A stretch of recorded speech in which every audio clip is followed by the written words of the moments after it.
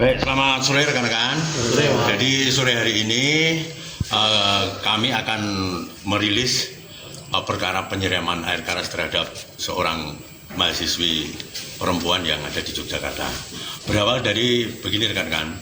Jadi mahasiswi ini adalah berasal dari Kalimantan Barat, kemudian mempunyai pacar yang berasal dari Kalimantan Barat juga. Mereka berpacaran sejak tahun 2021. Kemudian pada bulan Agustus 2024 mereka berpisah dengan alasan mereka masing-masing, akhirnya menyatakan putus mahasiswi perempuan ini. Kemudian yang laki-laki merasa tidak terima. Laki-laki ini mahasiswi S2 di salah satu perguruan tinggi, mahasiswa S2 di salah satu perguruan tinggi di Yogyakarta, tidak menerima atas dari pacarnya yang memutuskan hubungan mereka. Kemudian singkat cerita,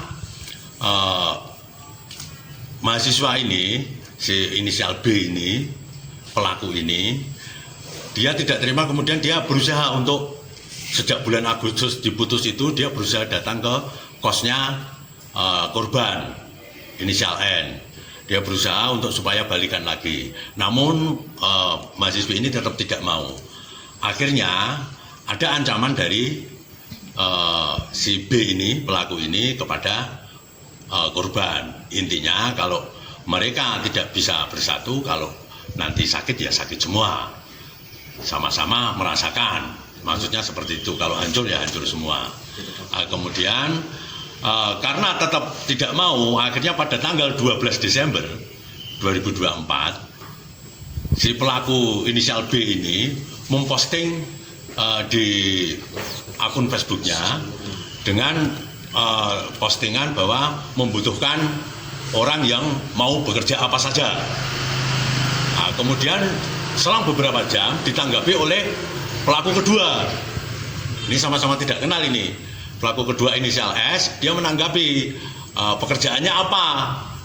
Nah, kemudian akhirnya dia komunikasi melalui WA dari Facebook itu, kemudian melalui WA. Kemudian baru dijelaskan, si B ini, mantan pacarnya ini, dia membuat cerita bahwa seolah-olah dia dia ini seorang perempuan bernama Senlung.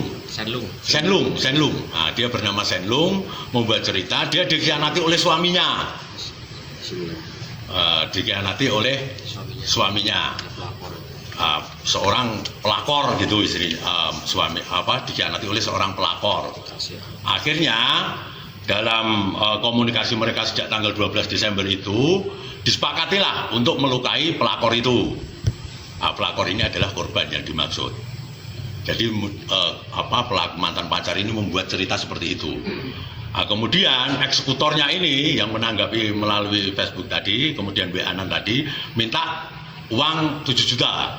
Disanggupi oleh mantan pacar, oleh B, disanggupi 7 juta. Namun uang 7 juta itu akan digenapi setelah eksekusi dilaksanakan. Tapi sebelum eksekusi dilaksanakan, eksekutor ini, inisial S ini, yang selaku eksekutor menyiram itu, dia minta uang operasional dulu. Teknisnya penyerahan operasional, jadi pelaku mantan pacar ini, si B ini, dia berusaha menutupi jati dirinya. Dia tidak mau ketemu langsung. Jadi uang yang diberikan juga tidak mau ditransfer. Dia COD di suatu tempat. Uang itu dibungkus plastik, ditaruh di suatu tempat, kemudian diambil oleh eksekutor. Sebanyak 6 kali, kurang lebih jumlahnya 1.600.000. Termasuk untuk pembelian air keras, pembelian jaket, Gojek, itu untuk pelaku. Akhirnya sebanyak 6 kali juga si eksekutor ini datang ke tempat kos korban. Tempat kos korban ini juga diberitahukan oleh si B tadi, mantan pacar tadi. Untuk ke survei ketiga, keempat, kelima itu sebetulnya sudah mau dieksekusi, mau disiramkan air keras itu. Tapi ternyata korban tidak ada di kos sampai 3 kali itu. Kemudian pada tanggal 24 jam 15.00 sore hari Selasa itu si B ini, mantan pacar ini menghubungi lewat WA kepada eksekutor, pada si S ini pelaku, bahwa korban ada di kos untuk persiapan ke gereja. Nah, ternyata benar, karena si B ini juga menjelaskan bahwa ke gerejanya nanti kurang lebih pukul 19.00. Entah dapat informasi dari mana, akhirnya benar, pelaku datanglah ke situ jam 18.30. Sampai di depan pintu kos korban, itu pelaku, karena pintunya kos itu agak terbuka, pelaku langsung membuka pintu itu dan melihat si korban itu sedang selesai mandi menggunakan handuk sedada gini, langsung tidak ada kata apa-apa, langsung disiramkan air keras itu dan terkena muka dan sekujur tubuh. Kemudian korban teriak keras, akhirnya pelaku langsung lari. Pada saat datang itu pelaku menggunakan sepeda motor, kemudian menggunakan jaket Gojek, menggunakan masker, jadi tertutup. Akhirnya setelah dia lari, korban ditolong oleh masyarakat. Kemudian dari tempat kos itu kejadiannya di TKP di daerah Nggodokusuman, daerah Mbajiro. Nah, setelah itu kita tangani, kami datang ke TKP dan juga datang menemui korban. Saat itu korban masih nangis dan bisa diajak komunikasi sedikit-sedikit. Jadi kemudian setelah kita mendapatkan data dari korban, kemudian dari teman-temannya korban, kita bisa mengarah ke pelaku tadi. Pelaku tadi awalnya tidak mengakui karena dia memang sengaja ini direncanakan supaya mengaburkan, direncanakan secara terencana betul ini. Setelah itu kami mendapatkan komunikasi dia melalui HP satunya, walaupun saat kami amankan si mantan pacar ini, dia membuang HP-nya itu. HP-nya itu dibuang di sebelah gudang. Namun setelah kita lakukan penggeledahan, kita dapatkan HP dan kita temukanlah di HP itu komunikasi dia dengan eksekutor. Sehingga malam itu walaupun eksekutornya ini juga sulit untuk ditemui, kami dari tim unit 6 dengan Kusnal kami, Resmob kami bisa mengamankan si S ini. Saya kira itu cerita lengkapnya rekan-rekan. Berarti S itu kan beraksi sendiri ya Pak ya? Sendiri. Itu air kerasnya itu yang beli B atau S yang belanja sendiri? Baik, begini. Jadi karena si S ini kan minta uang operasional kepada si B. Akhirnya diberi sampai 6 kali tuh, 200, 300, ada 400 yang nilainya totalnya 1.600.000. 1.600.000 dia yang beli. Dia belinya di daerah Malioboro, di salah satu toko Kimia. Dia belinya 1 liter, kemudian dia menggunakan gelas jumbo itu, gelas jumbo plastik boba itu, tapi double.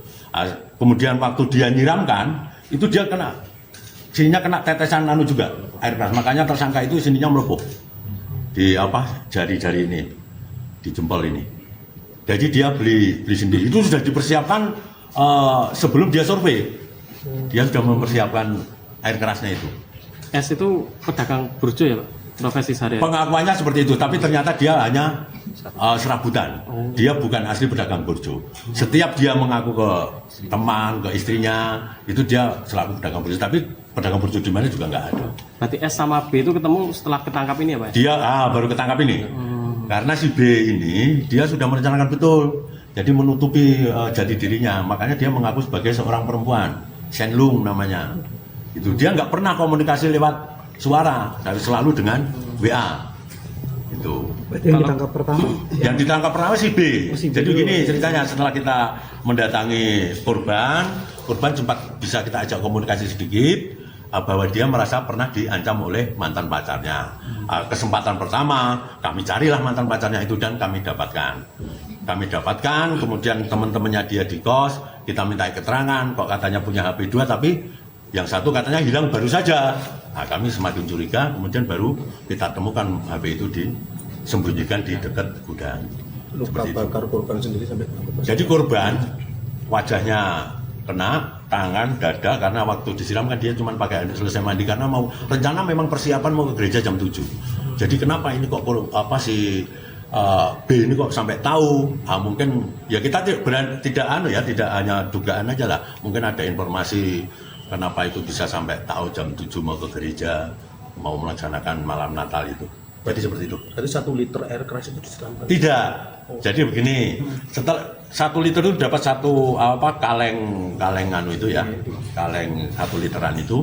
Kemudian dia bawa gelas yang jumbo itu, yang untuk es teh itu. Kemudian dia dimasukkan itu masih sisa.